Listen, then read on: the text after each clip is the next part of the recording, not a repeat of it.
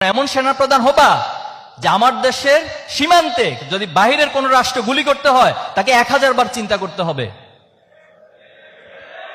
আমার দেশের কাঁটাতারের উপর ফেলানিকে হত্যা করে ঝুলিয়ে রাখবে। তুমি যখন সেনাপ্রধান হবা এরকম দুঃসাহস যেন কেউ করতে না পারে। তুমি এমন সেনাপ্রধান হতে হবে তোমাকে। তুমি এমপি হবা, দেখেছি না আমরা কত 15 বছর কেমন এমপি ছিল ওবায়দুল কাদের, তিনিও একজন এমপি। বাংলাদেশে মমতাজও একজন এমপি। তারা আমাদের দেশের রাষ্ট্রের এত গুরুত্বপূর্ণ জায়গা থেকে সংসদে বসে সেখানে গান গাইতো, বিনোদন তারা নিত। এমন এমপি ছিল তাকে এভাবে স্ক্রিপ্ট দেওয়া হয়েছে, তার বাসা থেকে স্ক্রিপ্ট লিখে দেওয়া হয়েছে, অথচ সেই স্ক্রিপ্ট পড়তে পড়তে ওনার দাঁত মাইক সব ভেঙে যাচ্ছে, এরপরে তিনি পড়তে পারছেন না। এমন ব্যক্তিগুলো আমাদেরকে এতদিন এমপি হয়ে লিড করছেন,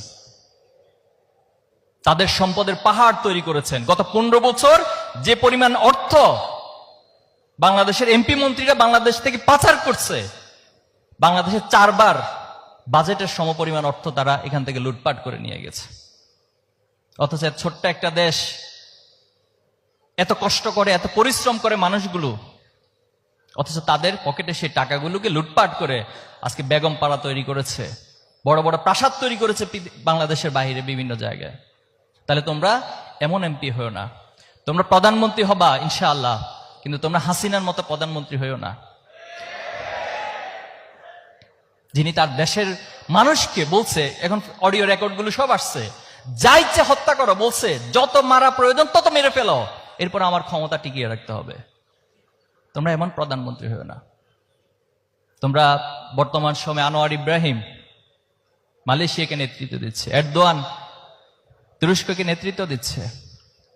তোমরা ওমরের মতো প্রধানমন্ত্রী হবা, যে ওমর দিনের বেলায় ঘুমাতেন না, যে কোনো প্রজা বা কোনো রাষ্ট্রের নাগরিক যদি আমার কাছে অধিকারের জন্য আসে আর আমি যদি দিনের বেলা ঘুমিয়ে থাকি তাহলে তারা তো অধিকার ছাড়া তাদেরকে চলে যেতে হবে।